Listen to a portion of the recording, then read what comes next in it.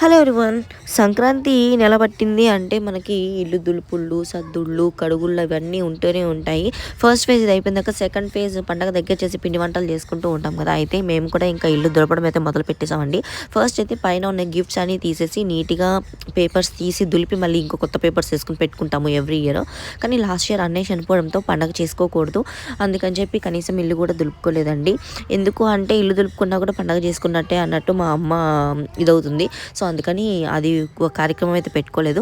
ఇంకా మొత్తం అన్నీ తీసేటప్పటికి నిజంగా అండి నా చేతులతో ఆ దుమ్ము బూజు తీస్తుంటే నాకైతే ఇచ్చింగ్ ఫీల్ వచ్చేసిందండి. కానీ కొన్ని కొన్ని మెమరీస్ ఎప్పటికీ అలా ఉంటాయంటే నాకు చాలా హ్యాపీ అనిపించింది. ఎందుకు అంటే వీటిల్లో చాలా గిఫ్ట్స్ నావి ఉన్నాయి, అమ్మవి ఉన్నాయి, డాడీవి ఉన్నాయి. ఈ గిఫ్ట్ అయితే మమ్మీకండి. Last year international women's day నాడు మమ్మీకి ఫెలిసిటేషన్ చేసి ఈ గిఫ్ట్ అయితే మమ్మీకి ఇచ్చారు. ఇట్లా అన్నీ కూడా అందరివి కలిసి ఉన్నాయండి. ఇంకా ఇదైతే నిజంగా చాలా ప్రీషియస్ నాకు.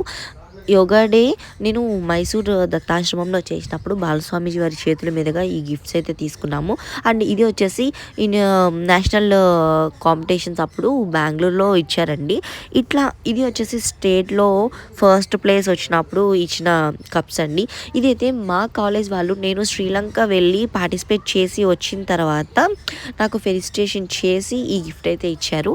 ఇంకా పైన అంతా పేపర్స్ కూడా తీసేస్తాం, కింద తీసేసి ఇట్లా కొంచెం మందంగా ఉంటాయి కదా, సో ఆ పేపర్స్ అన్ని మళ్ళీ పైన వేసి దానిపైన న్యూస్ పేపర్స్ వేసి నీట్గా అడ్జస్ట్ చేసిన తర్వాత ఈ ఏదైతే దులిపి కవర్స్ అయితే తీసి పెట్టుకున్నామో అవన్నీ కూడా మళ్ళీ పైన యాస్టిస్ పెట్టేస్తామండి. అండ్ ఇక్కడ ఇంకొక విషయం ఏంటి అంటే ఇవన్నీ కూడా ఎప్పుడు నాకు సర్దడం వస్తుంది, రాదు అని కాదు. కానీ మమ్మీ అయితే నీట్గా సర్దుతుంది. కానీ ఇయర్ మమ్మీ పైకెక్కి సర్దడానికి చాలా ఇబ్బంది పడిందండి.